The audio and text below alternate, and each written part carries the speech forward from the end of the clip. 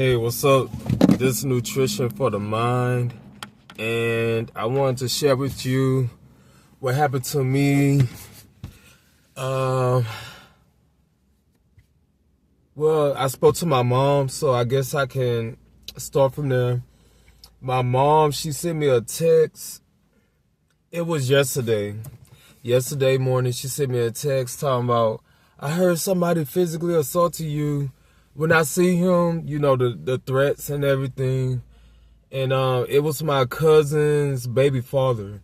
I guess he was heavily intoxicated. And when I went outside to go to my car to leave, and this is after Christmas, we had a great time. It was fantastic. And when I went outside, I was like, hey, because I guess he was trying to beat up my cousin or something. But he just ended up like lashing out and trying to attack me. So I guess he tried to choke me or something, and then I got pissed. But then I didn't want to see red to the point where I end up in jail. So I removed myself, and then to like diffuse the anger, I had got some fast food. I think I went to Jack in the Box, which was the first time in probably a year or two. But I had got a breakfast platter, and I went home. I called one of my other siblings, and I had wrote in my journal. I was pissed, and when I got up in the morning, I was like, everybody attached to that clan at that location, I said I'll permanently remove myself because I love everybody there, but it's a lot of violence and chaos associated at that location. It's a very nice location. Individually, they're good people, but the way they express themselves when they angry, it's just toxic and unhealthy. And in this case, it wasn't a relative; it was a relative's baby father. And I'm like, damn, it just keep going down the line. All this toxicity and violence and chaos. We are human beings. Yes, we make mistakes, but everybody is like 23 and up. And it's like, damn.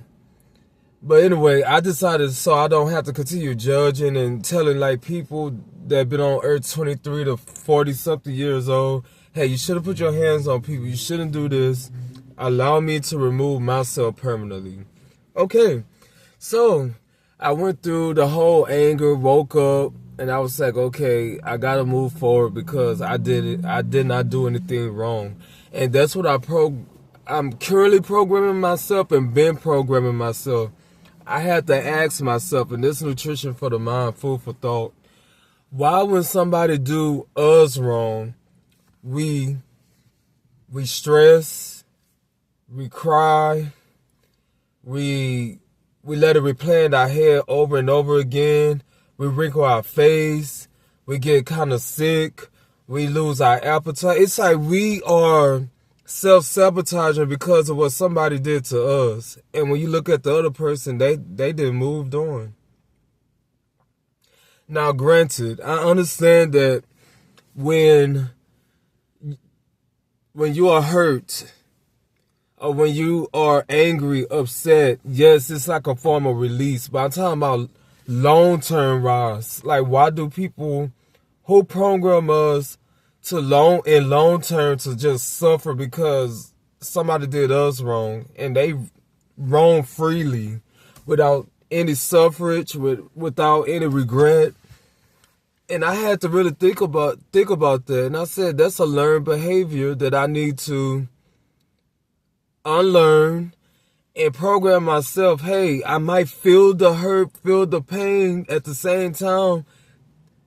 Allow God, create the universe, a life, to fight your battles and move on. And if anything, learn something from it. And what I learned was to permanently remove myself. Anybody that enables that, associated with it, just permanently remove myself.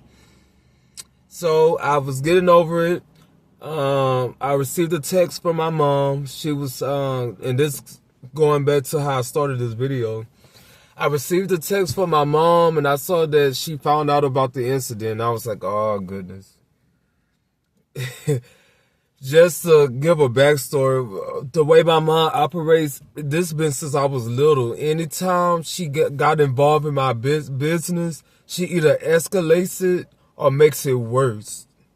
She has, it's like 90, I'll give it 99% of the time, she makes it worse. And then it's like 2 to 4 days later, it's like she just getting the memo and now she bringing it back up. And it's like, so I'm like, who told Tasha, my mom? Oh, I said her name. Who told my mom? And I went back to sleep when I saw the text because I said I was just getting over it. Programming myself to let it go, let God move on. It's over with. It's an illusion when you keep letting it replay. When I woke up, I was like, okay, let me go ahead and do something productive, put gas in the car, do a little bit of shopping. And then that's when I decided to call Tasha. And of course, she was like, hey, are you okay? I heard my cousin's baby father put his hands on you. And I was like, well, he tried to choke me. I think he didn't squeeze my neck, but I think he had tried to. And yeah, that's when all hell broke loose. But I told my mom, she was like, when I see him, I go, made the threats or whatever. And I was like, I told her, I said, I understand your intent is good. And I said, I've been through the anger part, I've been through the threatening part and everything. And I said, but what I realized is I have a lot to lose. And on top of that, the way this family operates, if you attack somebody, they quite naturally end up being back in good graces. And that's kind of weird. Some people, okay, for this, just use this as an example. He attacked me. If I was to attack him back, and then I would have been the bad guy, and then they would make them two even stronger until they get into it eventually. And it's like I'm like iced out or look like the dummy, or now I'm being threatened and his family coming after me, or I'm in jail for like knocking him out unconscious. And then it's like, so that's what I had to come to realize. And that's when I wanted to let my mom know, you go through all that headache, it's not going to serve any purpose, because you going to end up in even bigger trouble. And or my cousin would quite naturally go back to the person. So I told my mom I made the conscious decision to just remove myself. And I learned a valuable lesson. I love everybody. I just decided to I learned my lesson. Because at that resident, that's not the first time. It's like I witnessed so much violence. And when you look at these people, you probably wouldn't even think so, but it's like, that's their world. And I think I kind of was going through like a Stockholm syndrome. Like, they always took care of me. They always worked with me in their home. I grew up with them. That was the go-to house, spend time with my cousins and stuff. And now I realized I have to close that chapter. Not even chapter, the book is closed. I call it volume 1. Volume 1 book is closed and put up in the Akashic Records, and now I'm beginning my volume 2. And of course, I make sure to send gifts on their birthdays. The owner of the house, which is my aunt, I love her. Oh, excuse me. I love her, and I just feel like she's an enabler. And I feel like nothing is going to, and that I feel like it's a sinking ship. And I feel like until somebody get, I won't say dead based on their actions, but it's going to be something severe to the point somebody going to have to wake up eventually, because it's just like a ping ponging with toying with people time, space, and energy when they are angry, when they are upset. It's like they will physically assault you. They will make up stuff, and it's none of my world anymore. So with that being said, there's nutrition for the mind. Just please remove yourself from toxic environment and situations, especially if you have outgrown it. Yes, it might be hard. It might be similar to Stockholm Syndrome. And what I mean by Stockholm Syndrome, when somebody convinces themselves, hey, everything is fine, everything is okay. You've been there for so long. You're so adapted and used to the abuse that it's just normalized. And you find every excuse to stay, when in reality, it's an abusive sinking ship. I do feel that, and I'm going to call this out, I don't overstand. I use overstand instead of understand. Well, in this case, I'm going to put understand. I don't understand what's going on as a whole and what the creator of the universe has in store as a whole when it comes to that particular clan. At the same time, I will send light, love, growth, and I do strongly feel that there will be some growth and evolution and a positive change.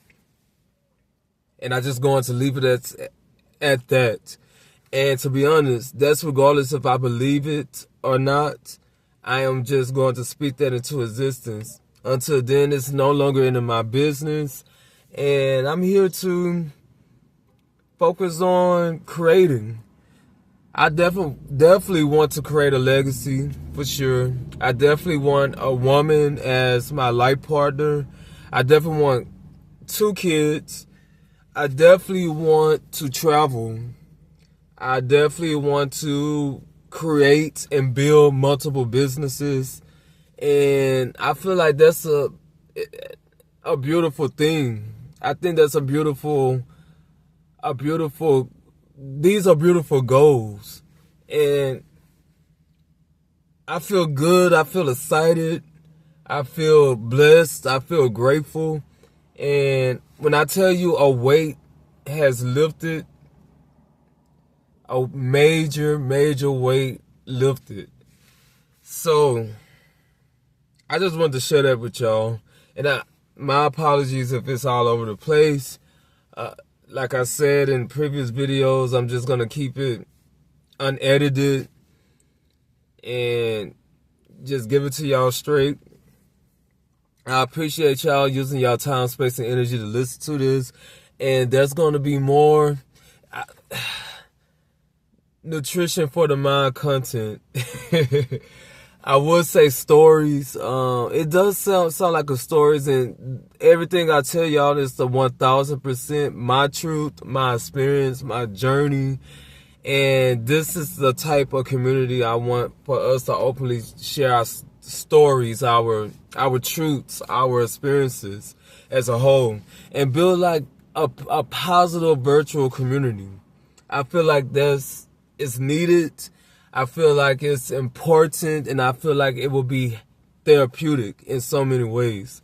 So with that being said, originate, create, authenticate, do not memorize or plagiarize, just what? Naturalize the situation. Later.